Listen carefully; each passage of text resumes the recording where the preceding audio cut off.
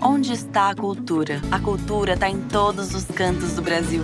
O vídeo do Instituto Cultural Vale mostra diversas pessoas performando atividades culturais, como tocando instrumentos, dançando, visitando museus ou apreciando obras de arte. Mais de 160 municípios. Onde tem cultura, a Vale está. Apoiando e valorizando nossa cultura, crescemos e evoluímos juntos. Boa noite.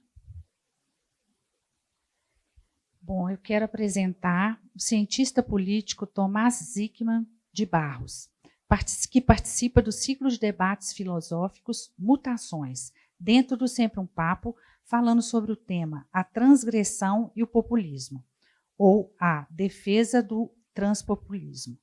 O evento é uma parceria entre Sempre um Papo e Arte e Pensamento, plataforma que publica ensaios filosóficos e políticos de autores brasileiros contemporâneos.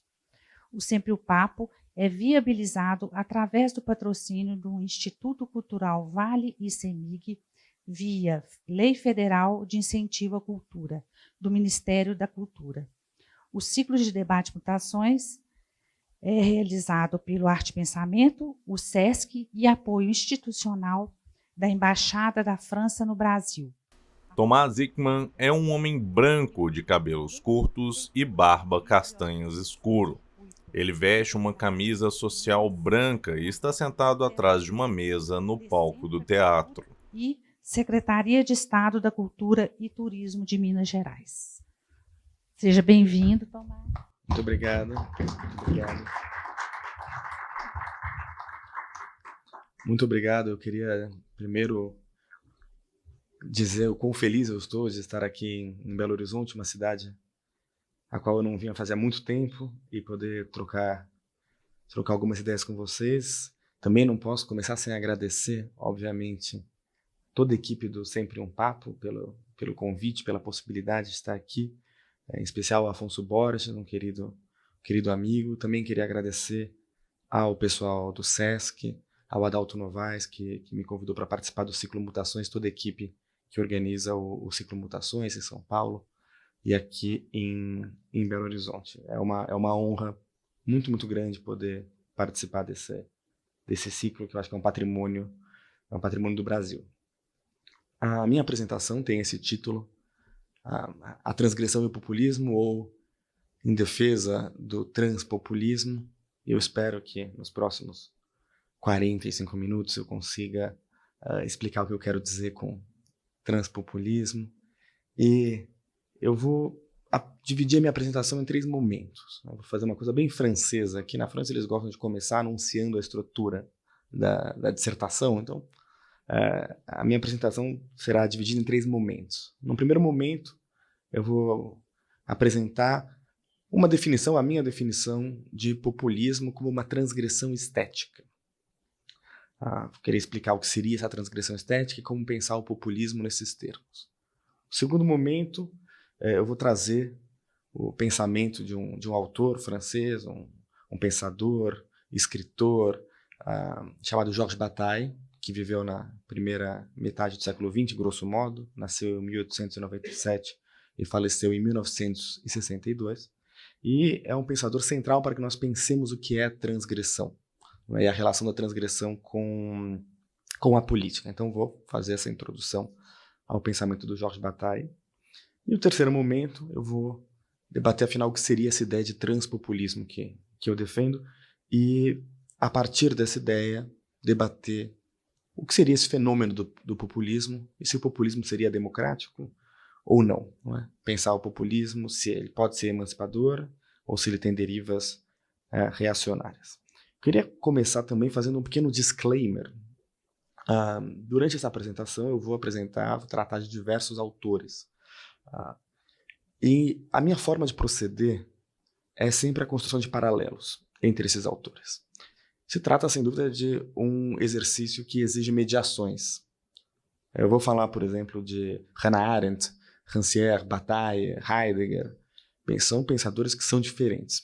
Eu tento colocá-los em paralelo, e esse esforço exigiria uma mediação mais minuciosa do que aquela que eu vou poder fazer hoje, até por uma questão de tempo. Na plateia, um espectador acompanha atenciosamente a fala de Tomás. Tratar mais sobre essas mediações, porque acabo fazendo paralelo entre autores que em alguma medida até se detestavam. Quer dizer, o Rancière é um crítico ferrenho da Hannah Arendt e eu acabo colocando os dois não em pé de igualdade, mas aproximando os dois. Então faço esse pequeno disclaimer inicial para dizer que obviamente existem mediações necessárias entre os autores. Feita essa introdução, vamos à primeira parte dessa apresentação, que seria a apresentação do que seria a ideia de um populismo como transgressão estética. Eu tenho estudado populismo agora há praticamente 10 anos. É o meu tema de pesquisa principal. Sou sou diretor de grupos de especialistas de populismo na Europa, na Inglaterra. Tenho estudado, enfim, sem parar essa temática. Mas é curioso porque quanto mais eu estudo essa temática, mais eu percebo quanto essa palavra, populismo, ela é polissêmica. Ela aparece em diversos contextos, em muitos usos. Em alguma medida, ela é uma esfinge a ser interpretada. Existe um certo mistério, existe uma certa indeterminação por trás da palavra populismo, que eu acho até torna ela um tema interessante, mas um desafio, um mistério, um enigma, a gente pode dizer. Eu vou tentar explicar, no meu entender, por que o populismo assumiu essa dimensão enigmática. Existem diversos motivos possíveis. Eu acho que uma razão que não basta sozinha, mas é o fato de que hoje em dia na política, no Brasil e no mundo, o populismo é um termo pejorativo, então é utilizado frequentemente como um ataque na política. O populista é sempre o outro, o meu adversário. Então, nesse sentido, o populismo pode assumir os sentidos mais diversos quando ele se torna uma simples ofensa, não é? Ao mesmo tempo, no ambiente universitário, na academia, populismo, existem diversas teorias do populismo, diversos autores tentaram definir o que seria populismo, e algumas pessoas chegam a dizer que, diante dessa cacofonia, o populismo seria um conceito essencialmente contestado. Seria impossível encontrar uma definição consensual de populismo.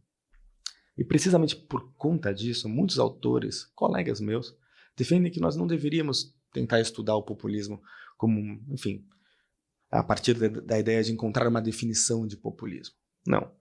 O melhor seria estudar a palavra pelos seus usos e como ela é usada na disputa política. Então, precisamente, seria mais interessante pensar como a palavra populismo é usada no debate público, inclusive para atacar, apontar o dedo para adversários, do que pensar o que seria o populismo. Foi pensando nisso, a partir dessa perspectiva, que lá para 2018 eu comecei uma pesquisa que acabou resultando num livro que eu escrevi com meu querido colega Miguel Lago, que se chama Do que Falamos Quando Falamos de Populismo, que foi publicado no ano passado pela Companhia das Letras. O objetivo dessa pesquisa, ou a forma como ela foi estruturada, se baseou na análise de mais de 15 mil artigos de imprensa e artigos acadêmicos publicados no Brasil entre os anos 40 até os nossos dias, mas focando-se entre 1940, mais precisamente 1946 e 1964, o período da chamada República Populista. E o nosso objetivo foi entender como essa palavra era utilizada. Vou poder falar um pouquinho mais sobre isso em breve, mas é curioso, depois de ter lido tanto material de uma linguagem comum, uma linguagem de imprensa, mas também reflexões acadêmicas do período, de alguns clássicos da literatura política brasileira e internacional, eu e Miguel fizemos um caminho de volta e decidimos tentar elaborar uma definição, uma teoria do populismo nesse livro. Eu não vou conseguir explicar agora como os nossos estudos do uso da palavra populismo no Brasil nos influenciaram nessa definição.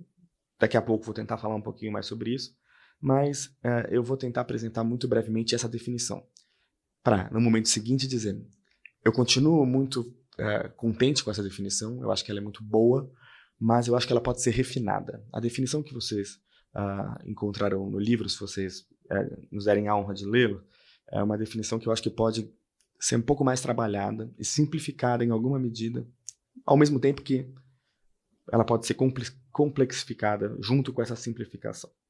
Então, eu vou tentar resumir aqui qual é essa definição de populismo. Esse resumo, uma vez mais, para fazer um pouco de jabá, ele não os desconvida de comprar o livro e ler o livro. Mas, basicamente, eu e Miguel afirmamos que haveria 3 traços que definem o populismo. O primeiro seria uma oposição discursiva entre o povo e as elites. Então, o populista, ou os movimentos populistas falariam em nome do povo contra as elites. O segundo traço, eu acho que esse é um traço fundamental para a apresentação de hoje, é a ideia de que o populismo seria esteticamente transgressivo. Ele romperia com as normas do que pode e o que não pode aparecer na política. Eu vou falar bastante sobre isso ainda. E o terceiro traço é que o populismo teria a potencialidade, a capacidade de transformar instituições. Eu também vou explicar um pouco mais o que seria isso. Mas depois de ter publicado o livro e refletindo sobre o livro, eu comecei a pensar que um desses 3 traços, em alguma medida, abarca os demais. Os outros 2 podem ser colocados, por assim dizer, abaixo de um traço em especial. Eles vão juntos, mas tem um que eu acho que merece uma primazia ali. E desses 3 traços, entre a oposição do povo e as elites, a transgressão estética e a transformação institucional, eu acho que a transgressão estética, esse segundo traço, ele é o mais central. E eu vou querer explicar agora o que eu entendo por isso. Transgressão estética. Transgressão e estética. Acho importante explicar o que eu quero dizer com cada uma dessas palavras. A ideia de transgressão, ela já existia latentemente nos estudos populistas ao redor do mundo, notadamente em uma corrente dos chamados estudos performativos, aqueles que vão entender que o populismo ele é, acima de tudo, uma forma de performar a política. Em geral, essa corrente vai se focar na figura de líderes populistas, então para eles o populismo implicitamente, pelo menos, exige a presença de líderes, não é a minha posição, mas enfim, e estudando a presença dos líderes, a forma como eles atuam na política, essa corrente entende que o líder populista ele iria ser mal comportado, ele iria romper com as normas de comportamento da política, ele iria louvar, festejar tudo que vem de baixo, tudo que é em alguma medida vulgar, grosseiro, culturalmente popular, em oposição a tudo que está no alto, a começar pela alta cultura, não é? pela norma culta. O populista ele seria talvez um bufão, um bonachão, um homem, enfim, que seria um do povo contra essa elite mais sofisticada. Um querido colega meu, chamado Theo Eolfi, é um pesquisador francês, ele, enfim, a partir dos trabalhos de outros pensadores, como Pierre Rostigui, como Benjamin Moffat, pensadores todos contemporâneos, ele vai falar que o estilo político do líder populista é um estilo transgressivo. Ele vai ser o primeiro ali a colocar a noção de transgressão como fundamental para se pensar o populismo como estilo político. Ocorre que, apesar de achar muito interessante essa perspectiva, eu acho que ela tem um limite. Como eu já deixei um pouco claro, eu acho que ela se centra muito na figura do líder. E a outra dimensão do populismo, essa oposição entre o povo e as elites e tudo mais, acaba ficando em segundo plano. E no meu entender, portanto, o populismo deve ser pensado não apenas como, enfim, os líderes se comportam, mas quem o líder mobiliza, como ele mobiliza. Eu acho que o populismo vai mais, deve ser entendido mais do que como um estilo. Eu acho que ele deve ser entendido como uma estética. E agora, vou tentar explicar o que eu entendo por estética. Né? A noção de estética que eu uso aqui, ela bebe muito dos trabalhos desse filósofo francês, que é o Jacques Rancière, um filósofo contemporâneo, agora já está com bastante idade, não é? E o Rancière ele tem toda uma obra sobre estética. Em geral, na linguagem cotidiana, quando nós falamos de estética, muitas vezes se pensa em alguma coisa como um verniz, algo que está na esfera das aparências, né? Algo que não vai na essência, na profundeza dos fenômenos. Algumas pessoas, enfim, de forma um pouco mais rigorosa, vão falar da estética para tratar tudo que é artístico, das artes. Eu acho que o Rancière, quando ele fala de estética, tem a parte da arte, sem dúvida, mas a estética é muito mais do que isso. Para ele, a estética é consubstancial à política. Na verdade, para ele, a política só pode ser pensada em termos de estética. E o que é estética para ele? Estética para ele, ele vai definir a partilha do sensível. E a questão política central, é uma questão estética, é o que pode e o que não pode aparecer na política. O visível e o invisível. E para ele, essa é a questão central da política. A definição dele de política é precisamente uma prática estética que vai definir o que pode e o que não pode aparecer. Então, a partir dessa ideia, talvez possamos entender o que eu quero dizer com estética transgressiva, ou transgressão estética, e por que a ideia do populismo como estética transgressiva abarca as outras duas dimensões que eu havia colocado: o populismo, a oposição do povo contra as elites, e a transformação institucional. Porque o que eu entendo a partir dos meus estudos do populismo é que, para além dos líderes carismáticos, da forma como eles atuam, o populismo ele é capaz de transformar as coordenadas da política, as regras precisamente do que pode e o que não pode aparecer. Ele vai transgredir essas regras, ele vai transformar essas regras. Porque quando um movimento populista fala em nome do povo contra as elites, essa não é uma fala qualquer.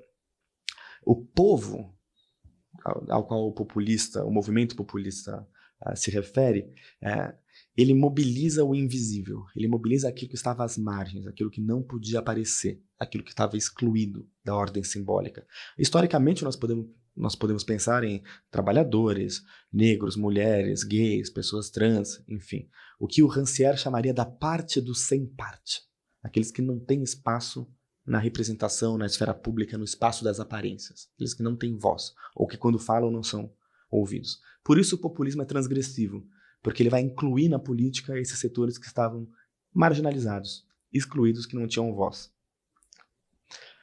Os estudos brasileiros, os estudos do populismo na mídia, na imprensa e na academia brasileira são muito inspiradores. Agora eu posso falar um pouquinho sobre isso. Porque quando nós estudamos, eu e Miguel, também o Sebastião Rondeiros, um querido colega meu que me ajudou nessa pesquisa, quando nós estudamos os usos da palavra populismo na imprensa brasileira entre 40 e 64, e depois nas páginas de importantes pensadores como Hélio Jaguaribe, Francisco Vefort, Fernando Henrique Cardoso, Otávio Vianney, entre tantos outros, nós vemos que a palavra populismo era usada sim para se referir aos líderes, Getúlio Vargas, Adhemar de Barros, Jânio Quadros, Brizola, mas também para se referir àqueles setores sociais que eram mobilizados por esses líderes. E o que aconteceu ali na década de 40, na década de 50, na década de 60? Um grande processo de transformação social e urbana, um êxodo rural muito grande, populações que vinham do interior para as grandes cidades, constituíam uma classe trabalhadora urbana que era desorganizada, que não tinha participação, não tinha voz política e que acabou sendo arregimentada, mobilizada por esses líderes. Então o populismo, já nesse momento, a palavra era utilizada para se referir a essas pessoas que até então não tinham voz e que entram na política. Uma perspectiva que infelizmente tem sido negligenciada pelo atual mainstream dos estudos do populismo. Mas não é só quando o populismo fala em nome do povo que ele transforma as regras, o que pode e o que não pode aparecer. Como eu disse, o populismo envolve também essa oposição do povo contra as elites, né? E ao nomear as elites, ele também está transformando as regras do que pode e o que não pode aparecer na política. Porque se existem regras que definem o que pode e o que não pode aparecer na política, ou uma gramática que define o que pode e o que não pode aparecer na política, essa própria gramática, essas próprias lógicas, essas próprias regras podem ser lidas esteticamente. O que eu quero dizer? Elas também são, em alguma medida, invisíveis. Nós temos visto um debate recente muito interessante aqui no Brasil sobre racismo estrutural, racismo institucional, qual termo utilizar, não é? Não vou entrar nessa seara, mas quando nós falamos sobre racismo estrutural ou institucional, em alguma medida, para que essas dinâmicas funcionem, elas precisam ser naturalizadas e, portanto, invisibilizadas.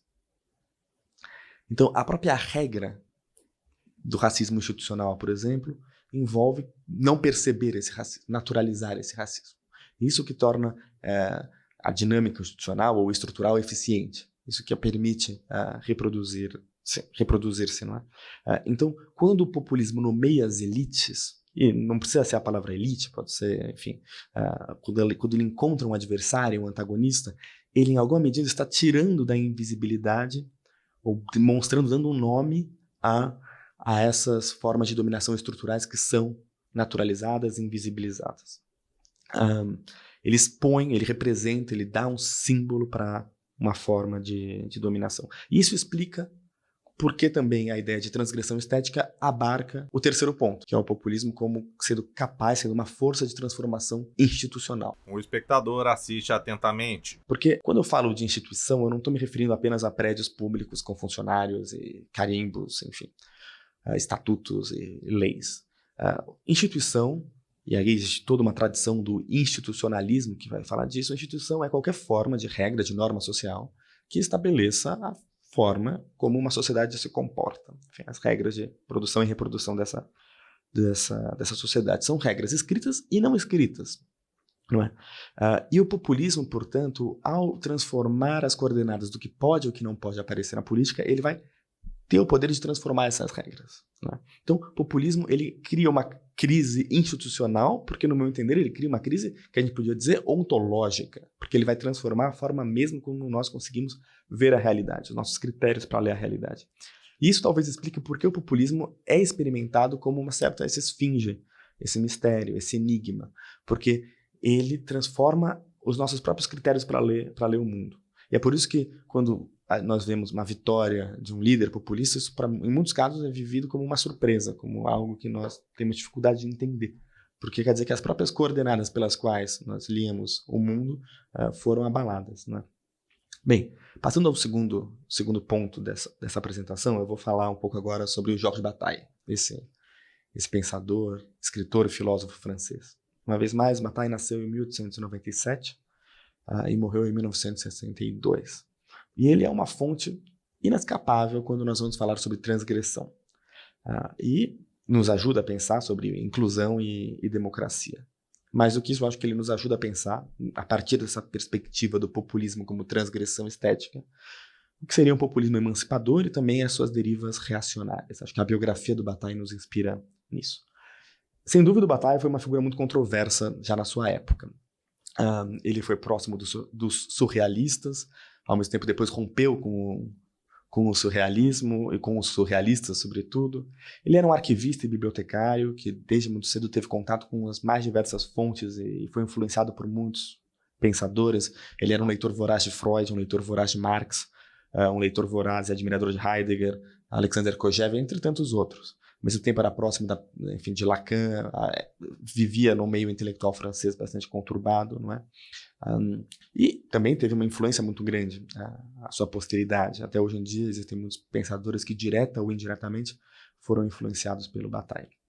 E uma noção central para pensar a transgressão no Bataille, e uma noção central na sua obra, eu acho, inclusive uma chave para a gente pensar toda a obra do Bataille, é a noção que ele chama de heterogeneidade. O que seria a heterogeneidade? Bem, para explicar o que seria isso, acho que também vale a pena a gente entender qual era o interesse do Bataille, qual era o tema que motivava ele. O Bataille se interessava pelos resíduos da sociedade, pelo lixo da sociedade. Claro, estou usando uma metáfora aqui, ou não. Ele entende que a sociedade, na sua vida ordinária, ela produz coisas que ela não consegue absorver simbolicamente. E era isso que o interessava. Ele interessava tudo aquilo que nós não conseguimos absorver simbolicamente como sociedade, os produtos da sociedade que escapam da simbolização. A Simone Weil, uma filósofa francesa, ela vai dizer que ela não entendia muito Bataille, ela tinha um desconforto com Bataille, porque ela sempre pensou a política como algo racional. Ela sempre buscou um certo ascetismo, uma certa ascese, não é? Ela sempre pensou que nós devíamos nos guiar pela moral sã. E quando ela via o Bataille, e o que interessava o Bataille se interessava pela irracionalidade, pelo irracional, pelos instintos, pela libertação dos instintos, por tudo aquilo que a gente podia até pensar como sendo patológico, não é? Para usar uma metáfora fisiológica, o Bataille se interessava por aquilo que é a sociedade como um corpo, depois de se alimentar e digerir, tudo aquilo que ela vai excretar. Não é? E ele se interessava pelos excrementos da sociedade, vamos colocar nesses termos um pouco fortes talvez, e ele queria investigar isso, ele queria estudar isso. Claro, a noção de heterogeneidade ela só pode ser entendida em oposição a uma outra noção, que é a noção de homogeneidade. O homogêneo, para o Bataille, é tudo aquilo que participa a produção e reprodução normal da sociedade. Ele vai dizer que o homogêneo é tudo aquilo que é definido e identificável, tudo aquilo que é mensurável, tudo aquilo que faz parte, participa da produção. E aquilo também ele vai dizer que nas ciências sociais mais positivistas, vamos colocar assim, aquilo que os cientistas sociais mais gostam, categorias bem definidas, não é? Categorias claramente definidas de uma sociedade bem governada, onde as coisas estão ali bem azeitadas. Tudo aquilo que é útil à produção e à reprodução da sociedade. Então, em oposição ao homogêneo, que é tudo aquilo que é útil, a gente pode pensar que o heterogêneo é tudo aquilo que é inútil, não é? Improdutivo, e mais, aquilo que coloca a própria produção e reprodução em perigo. São os elementos inassimiláveis, não é? São aquele resto num tubo de ensaio que sobra da reação química. É o que ele mesmo vai dizer, em uma obra mais tardia, ele vai chamar de a parte maldita. Não é? E o Bataille vai celebrar essa parte maldita. Ele vai celebrar o heterogêneo, como eu já disse. Para ele, o homogêneo é tedioso, automático, repetitivo. E, ao contrário, a existência humana só faria sentido, só seria plena no heterogêneo, que seria passional, férvido, vívido, enfim, daria sentido à nossa existência. Para fazer o Bataille, que era bastante interessado na psicanálise, para fazer um paralelo com a psicanálise, a gente pode dizer, e o próprio Bataille dizia isso, que o heterogêneo é produto do homogêneo, é produto da vida social, da reprodução da vida social, mas é recalcado. Ele é proibido, ele é interditado. É aquilo que a gente produz, mas quer deixar de lado. E que, portanto, por ser recalcado, se transforma numa força latente, uma força potencial desconhecida e perigosa. E quando ele surge, quando ele aparece, ele só pode ser experimentado, vivido, sentido como violência, excesso, delírio e loucura. São palavras do próprio Bataille. Não é?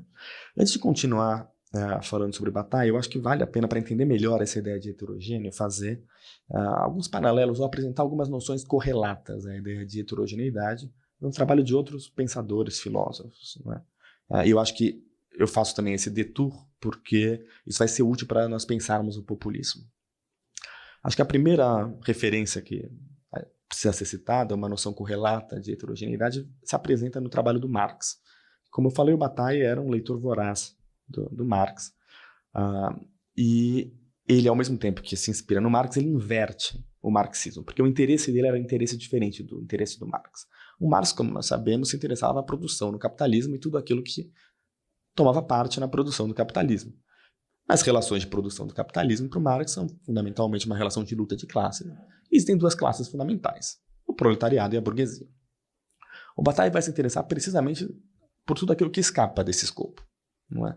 Por tudo aquilo que não faz parte da produção capitalista, ou aquilo que faz parte, mas que que a ciência social não consegue simbolizar corretamente. E na obra do Marx, há uma entidade, por assim dizer, uma categoria que vai nomear essas coisas que não entram muito bem, que não encontram uma representação simbólica. Enfim, existem diversas expressões disso, mas a principal é a noção de massa em Marx. E massa, como a gente intuitivamente pode até entender, massa é uma noção fundamental para pensar o populismo também. Mas o que é a massa no trabalho marxiano? Não é? A massa ela é definida em oposição à classe social. E a classe social ela existe, de acordo com Marx, quando ela é uma classe para si. O que significa ser uma classe para si? Significa que ela tem consciência de classe. Ela não apenas está posicionada em uma certa condição nas relações de produção, mas ela sabe que ela está posicionada nessa relação de produção, ela entende as dinâmicas de exploração que estão em jogo, ela tem consciência de classe, ela tem uma identidade de classe, para usar uma noção psicanalítica, e vai se engajar na luta política contra a burguesia. Ou, se for o caso da classe da burguesia, ela vai entender qual é a sua função na relação de produção e vai se engajar na luta de classes. Né? Para o Marx, a massa não tem consciência de classe. O exemplo maior de massa para o Marx é o campesinato. Ele vai falar isso principalmente no 18 Brumário, um texto em que ele vai descrever a ascensão do bonapartismo.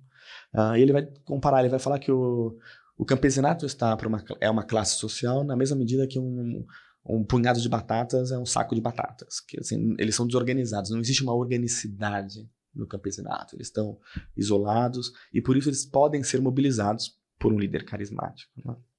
Uma outra noção correlata à ideia de heterogeneidade talvez até mais claramente correlata, é uma que deriva dentro da tradição marxista da ideia de massa, que é a ideia de subalternidade. E quem elaborou essa ideia em primeiro momento foi o Antonio Gramsci, esse pensador revolucionário marxista italiano, que, obviamente, o seu trabalho é um pouco hermético, porque ele passou os últimos quase 15 anos da sua vida preso, não é? Escreveu os cadernos do cárcere, mas ele vai tratar sobre ele vai usar essa categoria de subalternidade. Não é? É curioso saber, estudar qual seria a relação que haveria entre Gramsci e Bataille, eles eram contemporâneos, não é? Ideias italianas chegavam, na França, vou falar um pouco mais sobre isso em breve. Acho que existem indícios de que o Bataille tinha algum contato com o que o Gramsci produzia, apesar das condições em que o Gramsci se encontrava. De toda maneira, a ideia de subalternidade, do subalterno, ou subalternizado, hoje em dia se fala mais do subalternizado do que do subalterno, né? Da mesma maneira como se fala de escravizado ao invés de escravo, porque é uma condição a qual o sujeito é submetido, né? Para o Gramsci, ele vai dizer, são todos aqueles grupos que estão à margem da história, ou seja, que não podem contar a sua própria história, né? Tudo aquilo que, paradoxalmente, não se encaixa no modelo tradicional marxista, o modelo da burguesia contra o proletariado. No caderno 25, no seu caderno do cárcere número 25, inclusive ganhou uma bela tradução em inglês recentemente, ele vai inclusive associar o subalternizado, a subalternidade com grupos raciais, grupos religiosos e até com grupos de gênero. Até as mulheres ele vai colocar também na categoria de subalternizadas, no caso. E nos anos 80 é interessante ver como essa ideia de subalternidade ganhou uma nova vida nos chamados estudos subalternos, não é? O Subaltern Studies. O nome central é o da Gayatri Spivak, essa filósofa, pensadora indiana, mas radicada nos Estados Unidos, na Califórnia. Escreveu um texto em 85, que depois ela reformula em 88, chamado Pode a Subalterna Falar? Can the Subaltern Speak? Inclusive está na base de toda uma série de reflexões sobre lugares de fala, que nos últimos anos ganhou uma importância muito grande, sobretudo também aqui no Brasil. E qual é o exemplo, primeiro, que a Spivak vai dar quando ela vai falar de subalternidade, das subalternas, né? É o exemplo da Índia, um exemplo, inclusive, que passa por uma experiência familiar dela. Ela vai basicamente dizer que na luta pela independência da Índia, você tinha, por um lado, o colonizador branco inglês, mas homens, colonizadores brancos ingleses, lutando para manter a Índia sob o domínio britânico, e por outro lado você tinha homens indianos lutando pela independência. E que nesse antagonismo a mulher não tinha voz. Ela vai pegar um exemplo familiar dela, de uma mulher que fez um ato, um suicídio, mas com uma mensagem política. E ela diz que naquela ocasião ninguém conseguiu entender o que ela fez. O ato dela, que era um ato um ato político, não foi entendido como tal. Porque ela não podia falar, porque a voz dela, na verdade, mesmo que ela falasse, era ininteligível, sua mensagem não era compreensível, não era cognoscível, não é? Ela não tinha, enfim, a sua fala era incompreensível. Então, as subalternas ou a subalternidade diz respeito a precisamente tudo isso que não tem voz, que não consegue se expressar no espaço público, não é? Uma outra tradição, para continuar nessas noções correlatas, é a tradição heideggeriana, que se expressa principalmente, eu acho, no trabalho da Hannah Arendt, que foi também uma discípula, inclusive amante do Martin Heidegger, que é a noção, e meu alemão é péssimo, desculpa, mas a noção de Weltlos, worldless, em inglês, que eu traduziria como sem mundo, ou aqueles que perderam o mundo. O Bataille era um grande leitor e, inclusive, admirador do Heidegger, então ele tinha, em alguma medida, contato com essa ideia, mas acho que no trabalho da Hannah Arendt essa ideia do sem-mundo ganha uma outra forma e diz respeito a todos aqueles que estão excluídos do que ela chama de espaço das aparências, né? Da ordem simbólica, né? E o interesse da Hannah Arendt é precisamente saber como essas figuras que estão excluídas do espaço da aparência, esse sem-mundo, eles podem emergir na política para reivindicar um lugar na política. Ela vai falar da ideia de direito a ter direitos, uma frase que às vezes reaparece sem maiores explicações no debate público, mas basicamente o direito a ter direitos entra em discussão com essa ideia. São aqueles que estão excluídos, que reivindicam o seu espaço dentro da política, dizendo, olha, a democracia, ou enfim, a república, também tem que ter um espaço para mim, não é? Eu acho que feitas essas primeiras paralelos, apresentando essas primeiras noções correlatas, eu posso falar de uma última, que vai nos permitir fazer um gancho para a terceira parte e última dessa apresentação, que é uma outra noção que eu não vou discutir agora em detalhes, mas a noção lacaniana, uma noção da psicanálise, que é a noção de real. Né? E, claro, eu poderia de verdade falar um ano inteiro e não seria capaz de dar conta de todas as facetas da noção de real no Jacques Lacan, esse psicanalista francês. Mas o real, de maneira muito, muito simplista ou simplória, a gente pode dizer que aquilo também não está dentro do simbólico, aquilo que está às margens do simbólico, aquilo que não encontra registro simbólico. Existe em alguma medida, essa relação de interioridade e exterioridade do real e do simbólico no Lacan, mas aquilo que também não encontra registro, representação. E agora, talvez para fazer um pulo para a última parte, eu vou falar um pouco sobre transgressão, gozo e democracia. Gozo, falei, enfim, acabei colocando o carro na frente dos bois. Essa noção de gozo é uma noção central na psicanálise, uma noção próxima, que dialoga com a ideia de real no Jacques Lacan.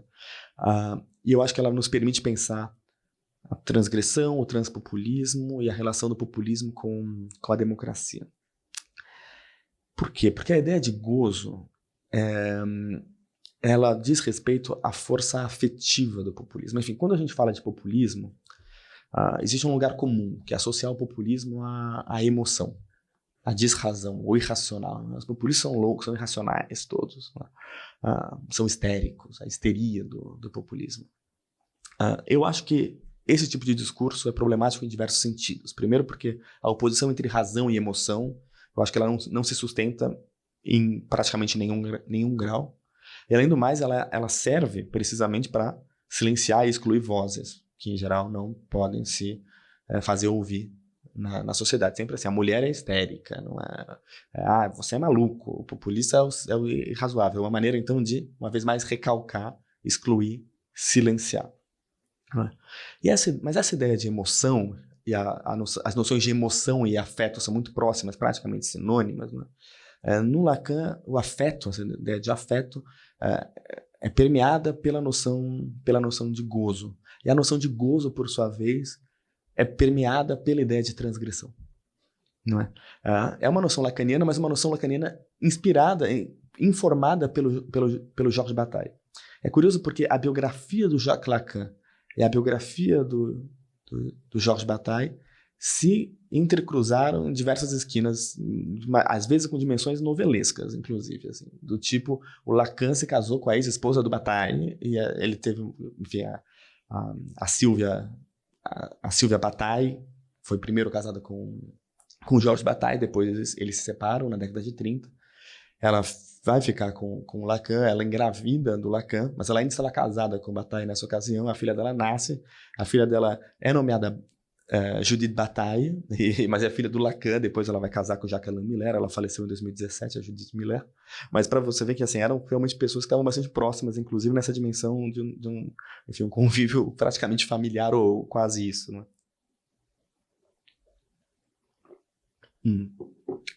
E o Bataille era um grande, tanto Lacan quanto Bataille eram grandes leitores de Freud, e a partir dos dois, a partir de Lacan e a partir de Bataille, a gente consegue entender que o gozo surge precisamente ali, na transgressão. Por quê? Porque o gozo vem, na interpretação que surge deles, da quebra dos tabus, não é? Superar os interditos, superar as proibições. Ou mais corretamente, as fantasias que seria possível superar os tabus, superar as interdições, superar o recalque. Né?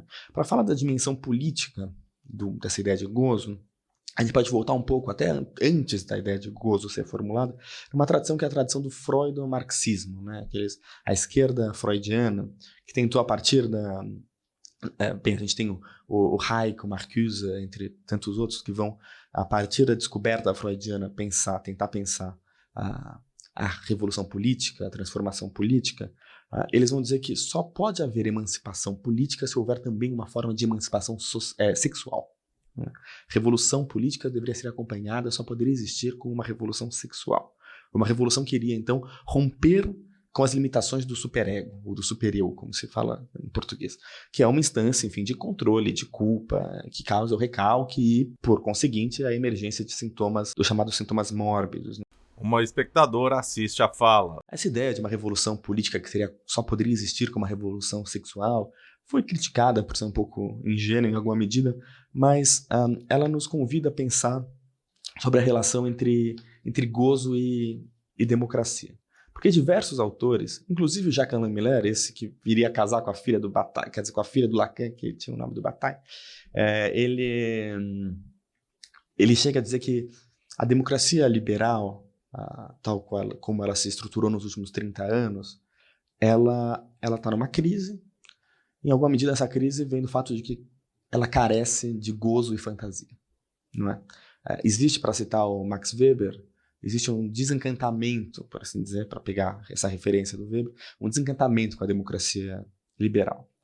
E existem diversas explicações que a gente pode elencar para isso, mas uma possível explicação, no meu entender, ou algo que deve ser levado em conta, é o fato de que existe uma falta de perspectivas transgressivas ou transgressoras na democracia liberal, como ela se desenvolveu nos últimos 30 anos, pelo menos 40 anos, quem sabe. Para voltar às noções do Bataille, a gente poderia dizer que a democracia liberal ela se homogeneizou, e talvez de maneira literal. E aí vários autores vão falar que a partir dos anos 90, dos anos 2000, nós passamos a viver na democracia liberal contemporânea no que eles chamam de pós-democracia. A democracia liberal ela se homogeneizou, ou melhor, ela se domesticou, para usar uma noção do Claude Lefort.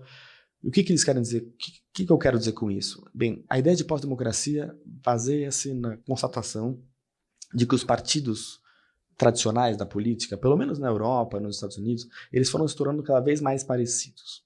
Votar na esquerda ou na direita, ou na centro-esquerda ou na centro-direita, se tornou cada vez uma escolha cada vez menos real, por assim dizer. Votar no Partido Socialista na França, votar no antigo partido do Sarkozy na França, em termos de política pública, de políticas econômicas, dava meio que na mesma. Claro, a campanha podia animar um pouco mais um lado ou um outro, mas a forma de governança se tornou cada vez mais tecnocrática, talvez, cada vez mais a mesma. Então, a escolha, a democracia se tornou basicamente, nessa interpretação de que nós viveríamos numa pós-democracia, se tornou um grande teatro, em alguma medida, em que nós colocamos o nosso voto, mas não há espaço para escolhas verdadeiras, não há alternativas, de fato, em confronto. Por isso que houve essa homogeneização, ou talvez uma domesticação da democracia. O Claude Lefort é quem usa a ideia de domesticação, e para ele isso é um problema, porque a democracia, para merecer esse nome, ela deveria ter uma dimensão selvagem. Ele vai falar um pouco de democracia selvagem, acho que é uma noção muito interessante.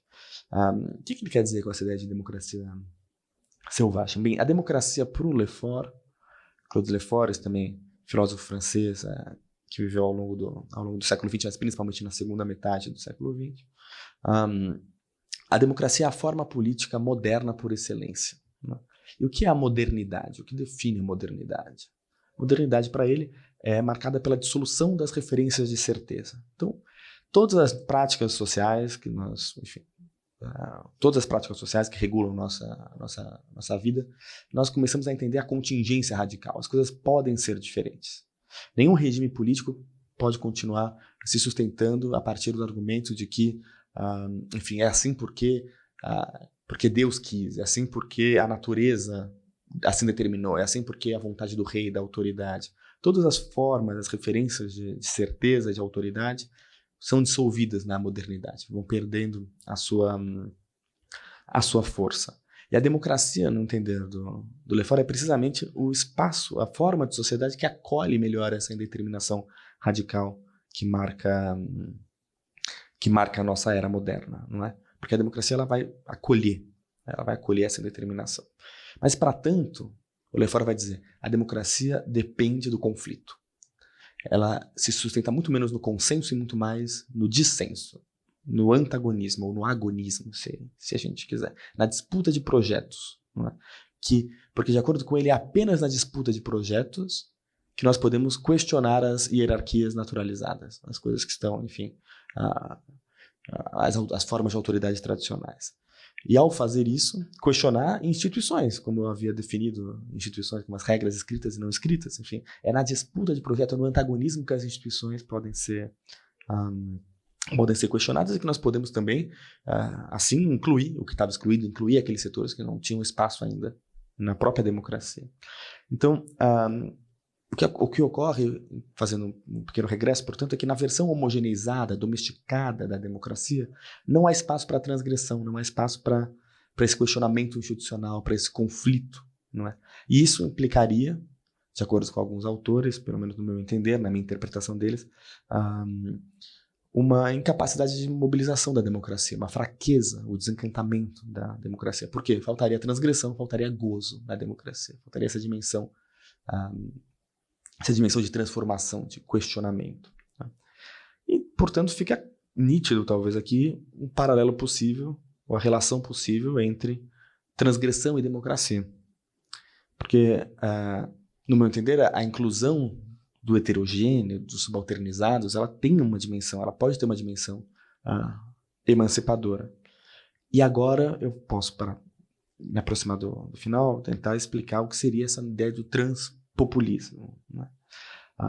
Eu acho que o transpopulismo, no meu entender, é precisamente essa forma, uma forma de populismo que acolheria ou que levaria às últimas consequências esse lado transgressivo de inclusão, de questionamento, que iria radicalizar a democracia em alguma medida.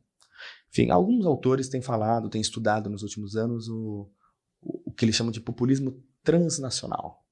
Seria um populismo, enfim, existem alguns movimentos na Europa, de fato, que tentam construir uma oposição entre o povo e as elites que vai para além das fronteiras nacionais. Então, na Grécia, sobretudo, há movimentos nesse sentido. Mas eu gosto de falar de transpopulismo, não de populismo transnacional, porque eu acho que acentua a ideia do trans aí. E claro que tem um jogo de palavras, óbvio, nessa fala, porque há uma referência aos estudos de gênero e a todo o pensamento queer, não é? Por exemplo, como ele foi expresso, desenvolvido na obra da Judith Butler, essa filósofa contemporânea, não é? E a Judith Butler vai falar na obra dela o que ela chama de o abjeto, abject, né? Que nada mais é do que uma outra expressão do heterogêneo. O que é o abject? Nesses estudos queer, nos estudos de gênero, é precisamente, enfim, a figura trans que vai questionar, subverter a gramática heteronormativa, o binarismo de gênero, aquela distinção entre, enfim, a heteronormatividade, não é? O homem e a mulher com identidades muito claras e muito bem definidas. O trans é aquilo que vai turvar essas fronteiras, questionar essas fronteiras, questionar as fronteiras naturais, nacionais. Não é? E a Judith Butler vai precisamente se interessar a esse abjeto, como ela chama, o abject, que é, como ela mesma define, é tudo aquilo que não é cognoscível, tudo aquilo que não se encaixa, não é compreensível no binarismo de gênero. Não é? Tudo aquilo que, de acordo com ela, não é nem falável, não pode ser dito, que é culturalmente ininteligível, mas que rompe na política e transforma as coordenadas, a forma como a gente lia o mundo. Bem, aparentemente, pelo que eu tenho dito aqui, nessa transgressão do transpopulismo, a gente pode pensar que a transgressão seria, então, portanto, sempre emancipadora. Não é? Porque ele está sempre falando da entrada, da inclusão de setores subalternizados, setores do heterogêneo, do abjeto, daquilo que não tinha voz, que agora começa a ter voz em nome da democracia, da radicalização da democracia. Bem, alguns autores, de fato, vão por essa linha. E eu acho que é uma linha justa. O Jacques Rancière, de quem eu falei, por exemplo, ele vai falar que a inclusão da parte do sem parte, pelo menos ele deixa implícito, ela sempre é democrática, sempre é democratizadora. Mas eu acho que nem sempre é assim. Não é? Isso talvez explique por que eu falo de transpopulismo e não do populismo puro e simples. Né? Porque eu acredito que existam expressões que são transgressivas, que são, a gente pode até dizer, populistas, que entram na política, setores sociais que entram na política, que estavam silenciados, que começam a falar na política, mas cuja transgressão, cuja entrada na política não emancipa ninguém. Não é? São setores, no caso, reacionários, que se reproduziam às sombras, não é? Que não tinham espaço como outrora, ou como desejariam, ou como outrora tiveram, não é? E que, a partir de movimentos populistas reacionários, conseguem espaço, e apesar de serem transgressivos, quando chegam, enfim, quando conquistam o seu espaço, quando transgridem as regras do que pode ou não pode aparecer e e obtêm o seu lugar de fala, vamos dizer assim, eles são transgressores, mas para reafirmar estruturas de dominação de uma maneira ultraconservadora. E muitos autores falaram sobre essas figuras, sobre essa entrada transgressiva do que estava excluído de maneira reacionária. Né? O próprio Marx, na tradição marxista, na verdade, isso é uma constante. Né? Na tradição marxista, acho que o que foi o mais duro foi, sem dúvida, o Engels. Na tradição marxista, a principal figura desses setores reacionários que entram na política de maneira violenta e de maneira perigosa, antidemocrática, a gente pode dizer, é o lumpenproletariado. Né? Aqui eu vou pegar o meu próprio texto para ler, porque há algumas citações que eu não botei nas minhas notas, mas, por exemplo, o Engels, ele, em relação ao lumpenproletariado, ele não tem nada de bom a dizer. Ele vai definir o lumpenproletariado como essa escória de elementos depravados de todas as classes, uma ralé que é absolutamente venal e absolutamente descarada. O Marx, ele vai ser vai ter um pouco mais de nuances. Ele vai dizer que o lumpenproletariado pode assumir várias formas. Por um lado, ele é capaz dos feitos mais heróicos, não é? Mas, por outro lado, ele também pode incorporar o banditismo mais básico, que é a corrupção mais imunda. Ainda na tradição marxista, o Lenin, para citar o Lenin, ele vai dizer que o lumpenproletariado, na sua maioria, é inerte e incapaz de lutar, e que nas suas raras revoltas tende ao simples rombo. Também na tradição marxista, ainda, mas já na perspectiva da subalternidade, o Gramsci também ele vai ter a sua ressalva em relação aos grupos subalternos. Ele vai dizer que os grupos subalternos são desorganizados, né? E que por serem desorganizados, eles tendem quando se organizam, a serem reacionários, né? O Marx vai falar que o lumpenproletariado é o que está na base do bonapartismo, junto com o campesinato. Né? O bonapartismo, que é uma forma de política reacionária. O Gramsci vai usar um outro termo, vai falar de cesarismo, não é? O César, e ele vai dizer que então também os subalternos eles tendem a ser mobilizados por um César, né? Por um líder tirânico em algumas medidas, e apoiarem, portanto, golpes de direita, golpes de extrema direita. Claro, existe uma outra possibilidade dentro da tradição gramsciana, que é o da conciliação. Não é? O líder cesarista, ele seria um líder conciliador que, em alguma medida, iria cercear, castrar a possibilidade de revolta da classe trabalhadora. Né? Bem, uma outra tradição que falou muito mal do heterogêneo, do que está excluído, não é? É a tradição heideggeriana, a começar pela Hannah Arendt, que eu e o Miguel citamos bastante no livro. Essa noção dela que em inglês é o the mob, e a tradução em português ficou a ralé. O Engels já falava de ralé.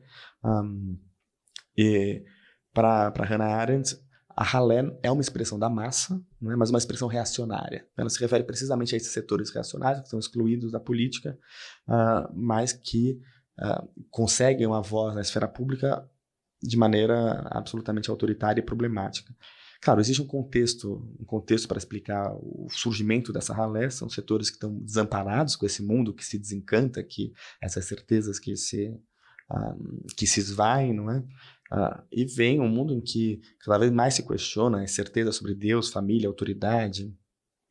E nesse contexto eles se sentem desamparados, se sentem angustiados. E, portanto, podem ser mobilizados para tentar reafirmar essa ordem, não é? Mas são mobilizados sempre apenas para a destruição. Esse é o entendimento da Hannah Arendt. Um outro nome, só para citar, en passant, é o José Ortega y Gasset, esse importante filósofo espanhol, que vai falar sobre o homem-massa. O livro mais famoso do Ortega y Gasset, eu acredito, não sei se é necessariamente o melhor, mas o mais famoso é A Rebelião das Massas, né? E a noção de homem-massa é um homem sem projeto, um homem tão desorganizado, e que pelo fato de não ter projeto, ele pode ser mobilizado de maneira reacionária para ação direta, destrutiva. Né? Feitas essa apresentação das diversas facetas do heterogêneo que entra de maneira reacionária na política, a gente pode pensar de qual gozo nós estamos falando nesse caso. Qual é o gozo envolvido nesse tipo de transgressão reacionária, não é? Do populismo reacionário, o gozo da ralé, qual que é? Bem, ultimamente nós temos visto diversos líderes populistas reacionários se reivindicarem, falar em nome da liberdade. Não é? Eu sou pela liberdade. Ele apresenta a entrada da ralé na esfera pública como um ato de libertação. Não é? Na prática, eles vão dizer, não, nós estamos quebrando tabus contra esse politicamente correto, nós vamos fazer o que a gente quiser, antes nós éramos cerceados, agora nós temos liberdade para falar. O que eles fazem, na verdade, é reabilitar ideias que estavam em alguma medida proscritas, ou que, enfim, do debate público, talvez para o bem, ideias racistas, machistas, homofóbicas, enfim, tantas outras. Esse êxodo da invisibilidade, portanto, não é emancipatório. A transgressão de que nós falamos nesse caso, ela é limitada. A ideia é, nós vamos incluir a ralé, mas a ralé, uma vez incluída, ela vai reforçar estruturas de dominação. Ela vai manter excluídas essas outras vozes que não podiam se pronunciar. Ela vai querer consolidar identidades do nosso grupo contra todos aqueles que estão fora. Uma mulher na plateia assiste atenciosamente. A fantasia, o gozo que é mobilizado, é o gozo, a fantasia do triunfo da vontade do homem branco viril, que faz aquilo que ele quiser, a hora que ele quiser, como ele quiser, e os incomodados que se mudem, de preferência para Cuba, enfim, essa ideia, eu uso a ideia de triunfo da vontade, aqui eu falei do triunfo da vontade, é uma referência clara enfim, ao título de um filme de propaganda nazista da década de 30, naquelas grandes manifestações de Nuremberg, e claro, isso vem de uma interpretação, no meu entender, injusta, deturpada do Nietzsche, da ideia da vontade de poder, mas, enfim, essa versão nazificada do homem soberano que decide, que faz o que quiser, a hora que quiser. Não é? Então é curioso, a gente vê como o líder populista reacionário, ele vai ser transgressivo, mas isso é sempre limitado. Ele é o bufão, por um lado, aquele que faz o que ele quer, mas ao mesmo tempo é o pai severo, aquele que reafirma a ordem. Bem, eu falei de Marx, falei dessa perspectiva heideggeriana também, com a Hannah Arendt, falei da psicanálise, mas o que o Bataille teria a nos dizer sobre esse populismo reacionário, sobre essa ralé, sobre esse heterogêneo que assume uma forma reacionária? Ele teria muito a nos dizer sobre isso. Inclusive, eu acho que ele é o autor que mais teria a nos falar sobre isso, por conta, inclusive, da sua trajetória pessoal. É curioso porque acho que a trajetória pessoal do Bataille nos permite pensar as tensões entre o transpopulismo e o populismo reacionário. Não é? Pensar a relação entre heterogeneidade e reacionarismo. Porque o próprio Bataille definiu o fascismo, na sua época, como poder heterogêneo total. Poder heterogêneo total. E, curiosamente, o Bataille, ele mesmo admite, numa nota autobiográfica, que ele se deixou fascinar por esse poder heterogêneo total. Que ele flertou com o fascismo. Não é?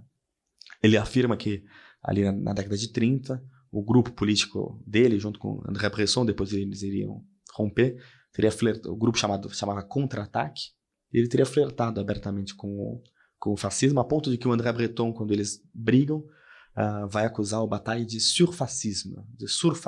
Então, o Breton é um surrealista, o Bataille seria, então, um surfascista. Enfim, há, de novo, uma influência italiana nesse equívoco, no meu entender, do Georges Bataille, dos seus colegas. Eles estavam em contato com as obras de um pensador italiano de esquerda, chamado Elio Vittorini, que teve uma ideia que, no meu entender, era uma ideia de jirico, desculpa o palavreado, mas ele se filiou ao Partido Nacional Fascista, porque ele via no fascismo uma força mobilizadora gigantesca, que ele não via em outras forças políticas, muito menos nas forças democráticas liberais. Não é? Ele achava que essa força mobilizadora poderia ser convertida, transformada para a emancipação, para a revolução, para o socialismo, para o que quer que fosse. Não é? Bem, a gente sabe que ele não foi o único a ser fascinado pelo fascismo. O próprio Heidegger foi fascinado pelo nacionalsocialismo, não é? Inclusive uma marca terrível na sua biografia que o perseguiu até o final da vida e o persegue até hoje, provavelmente com razão.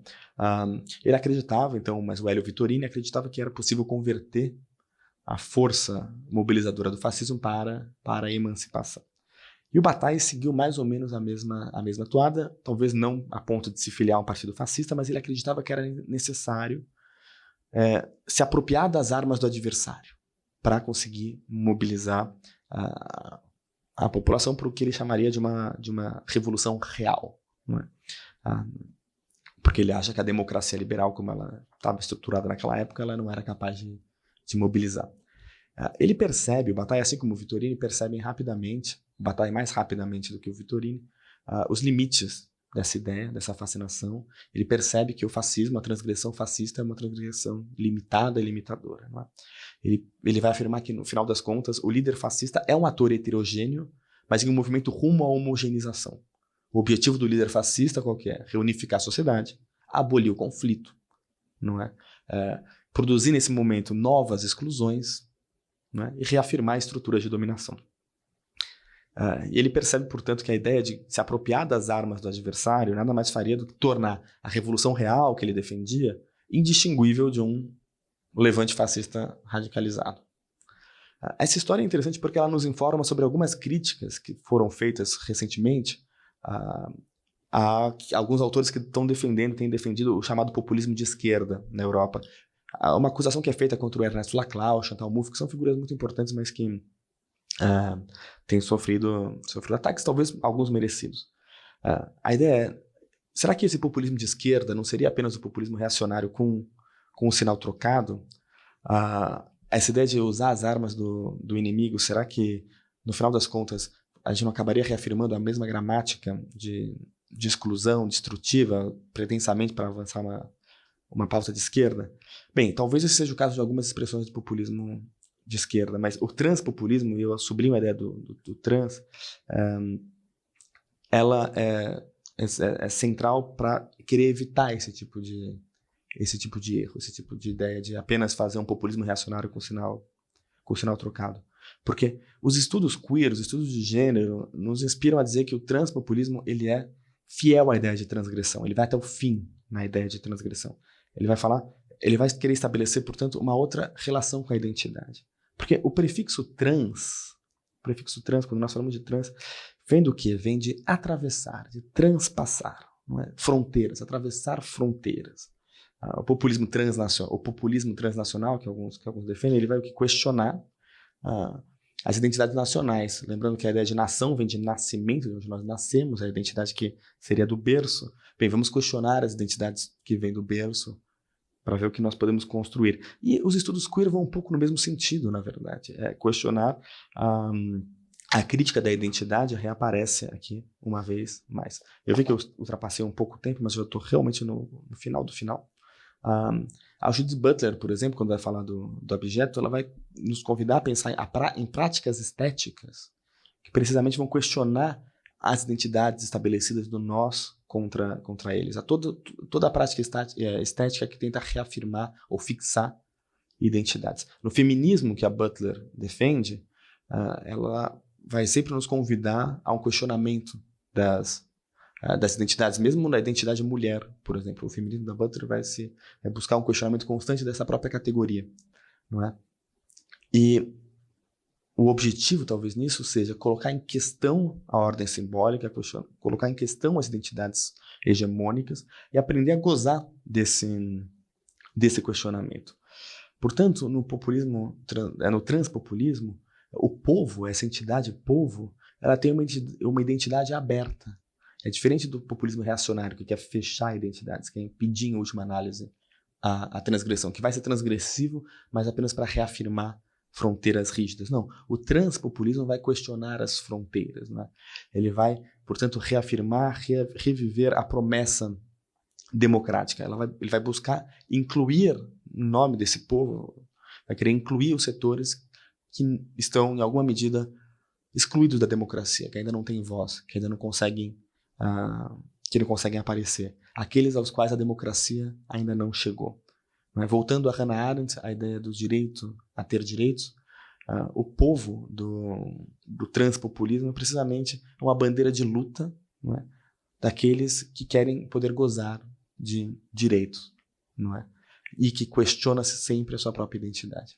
É isso. Queria agradecer uma vez mais pela presença de vocês e fico muito contente se puder responder as perguntas. Obrigado. Tomás é contemplado com as palmas da plateia. Alguém tem alguma pergunta?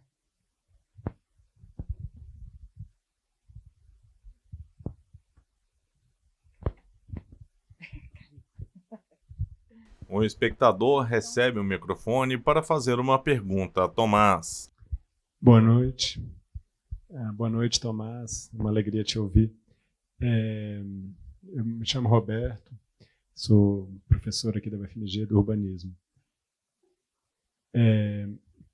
Alguns autores, acho que eles só chegam no final aqui na sua fala, que são mais conhecidos no Brasil, no debate do populismo, vão trazer essa ideia do momento populista, né, que a política ela estabelece momentos em que a forma de organização deixa de representar, ou talvez esses que estão à margem, né, as várias maneiras que você os nomeou ali, eles tornam-se mais numerosos, mais expressivos, e isso reverbera na política em alternativas de poder, de disputa, que passam, então, a trabalhar nessa chave do populismo, né? Não sei como você vê isso, é a primeira pergunta, assim. E a segunda é que a gente viveu um ciclo na última década, né, um pouco mais, talvez 2 momentos populistas distintos, né, se esse conceito faz sentido. Que na primeira metade da década, né, ali no desdobrar da crise de 2008, emerge uma insatisfação, né, e essa série de grupos que estão à margem se colocando em ocupações, em mobilizações de espaços públicos, das juventudes, com um viés majoritariamente progressista, na minha visão. E um segundo momento nos últimos anos, na segunda metade da década passada, em que os excluídos eles passam então a ser organizados, ou mobiliza mais, é mais capaz de mobilizar esses excluídos a alternativas reacionárias, etc. E também essa é se esse padrão se repete em outros momentos da história ou não, ou o que faz, né? É muito curioso pensar, é uma distância pequena de tempo, né, entre os 2 momentos, e como eles são diferentes na formulação política em que o descontentamento apareceu. Eu acho que são comentários muito pertinentes, Roberto, muito obrigado. Sobre a primeira parte da sua pergunta, se haveria um momento populista, eu acho que as 2 perguntas, elas, na verdade, são bastante próximas, acho que elas dialogam bastante. Se haveria um momento populista, eu gosto da ideia do momento populista, mas eu também tenho uma crítica a ela, porque eu acho que ela é um pouco, talvez, determinista, ela pode se transformar em algo um pouco determinista, né? Acho que existem fatores estruturais que explicam por que o populismo pode ser mais forte em um momento ou outro, não é? Fatores, por exemplo, transformações das condições materiais. Nós vemos um mundo em que cada vez mais o trabalho se precariza.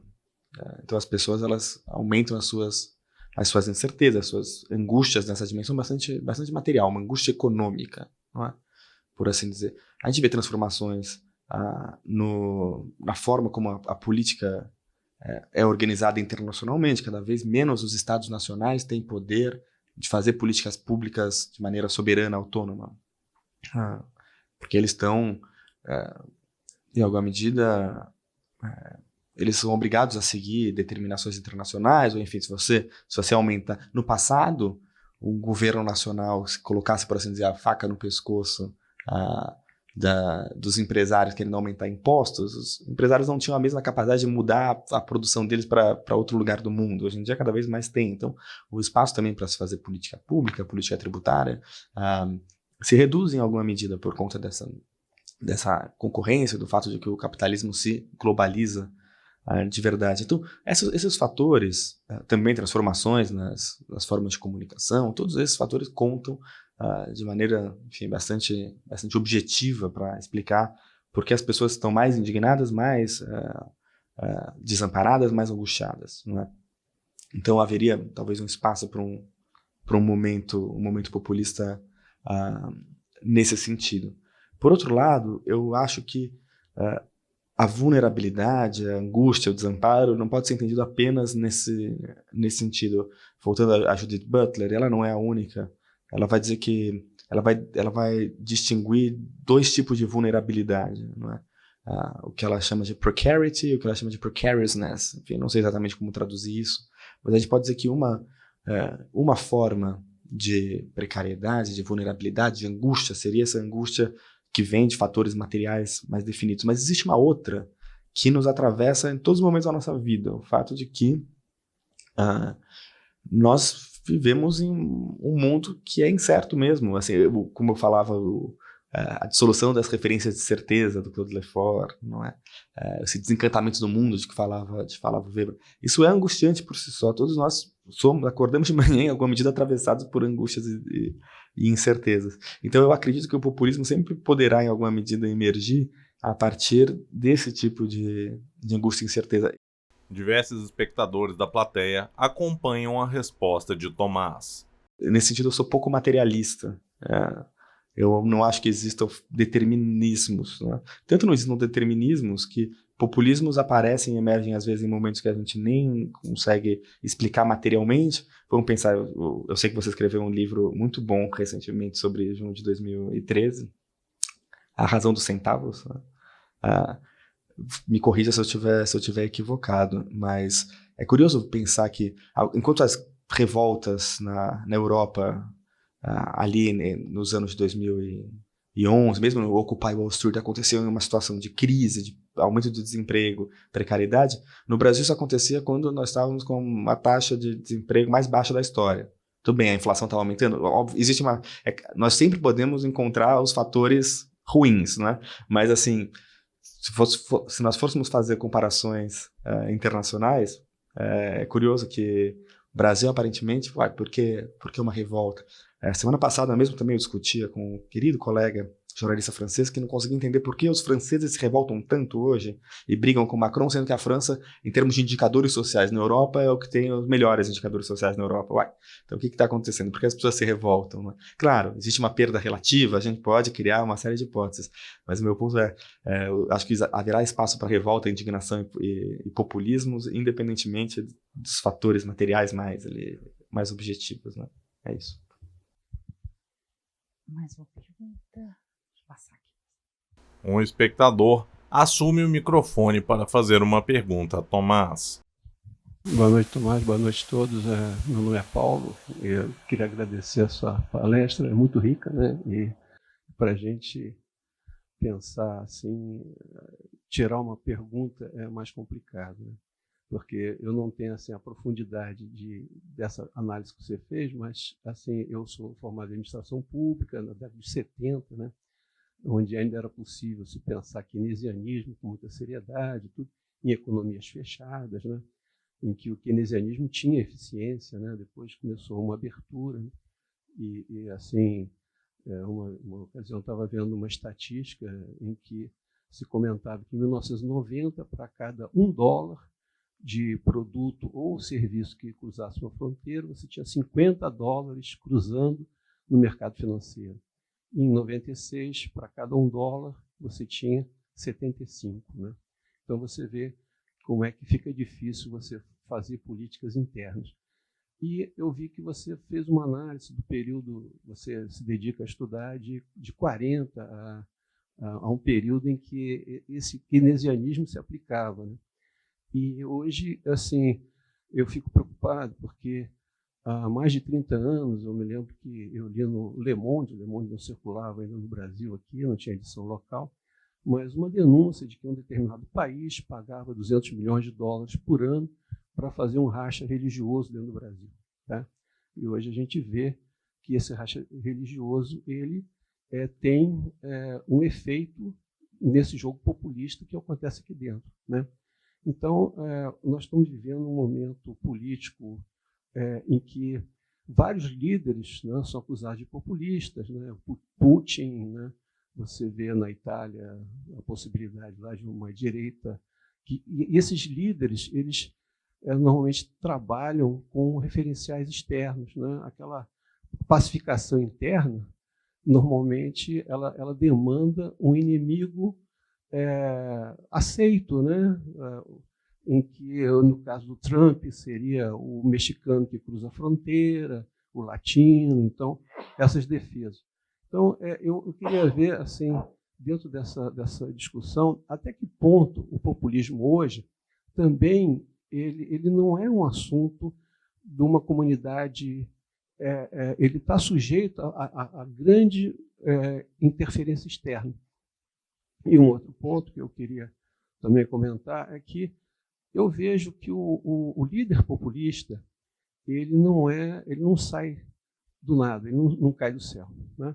Existe uma peça de teatro em que ele é o grande ator da peça, né? E nesse ponto a questão da representatividade ela está em crise e a imprensa não consegue.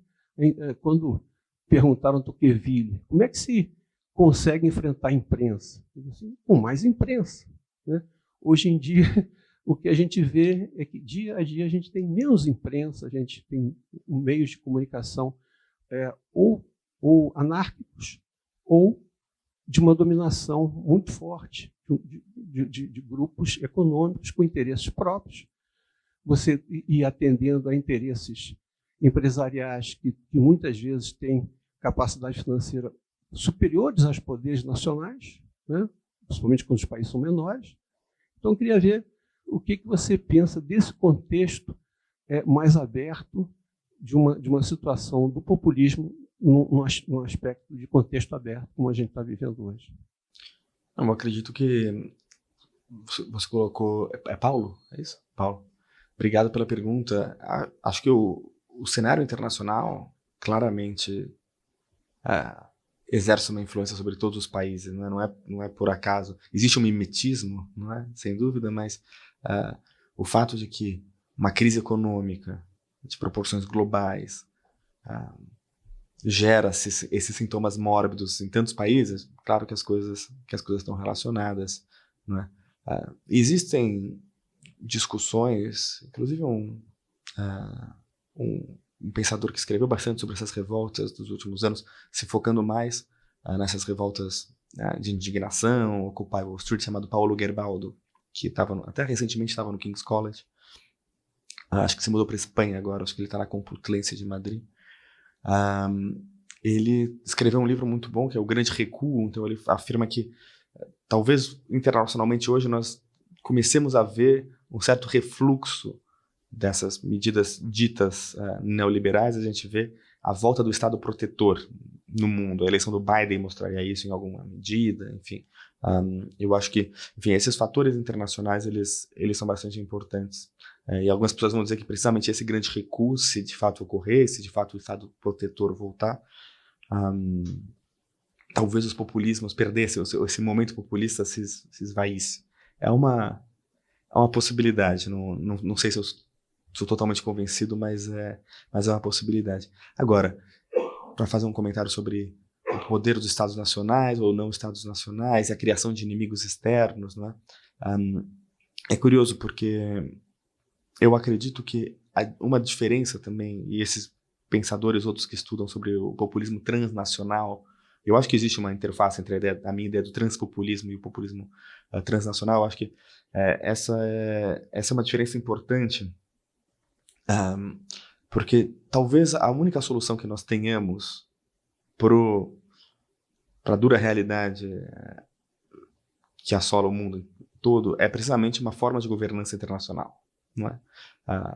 Se nós não criarmos um novo contrato social em termos globais, inclusive que se preocupe com a questão ambiental, que também é uma outra fonte de angústias e questões muito graves, não é? A gente não conseguir uma forma de governança global, no final das contas, o que a gente talvez veja seja a emergência de populismos reacionários locais, que vão querer reafirmar essas identidades locais, mas cuja resposta, no meu entender, sempre vai ser insuficiente, sempre vai ser incapaz de dar conta do recado, né? Sempre vai encontrar um bode expiatório, um inimigo e tudo mais, mas acho que um desafio importante, e eu não acho que seja um desafio antipopulista, eu acho que talvez a gente precise de um populismo transnacional, não é? Eu acho que seria isso, criar formas de governança internacional. Mas você trabalhando com administração, acredito que tem muito mais a falar sobre um tema desses do que eu, que não é a minha área de especialidade. Obrigado pela pergunta. Gente, os livros do Thomas estão sendo vendidos lá fora e ele pode dar o autógrafo caso alguém se interesse, tá bom? Muito obrigada, Thomas. Muito obrigado, Ana Tereza. De novo, queria agradecer a todos vocês por terem vindo organizar. Agradecer sempre o Papo pela organização, agradecer ao Mutações, é sempre um prazer. Obrigado.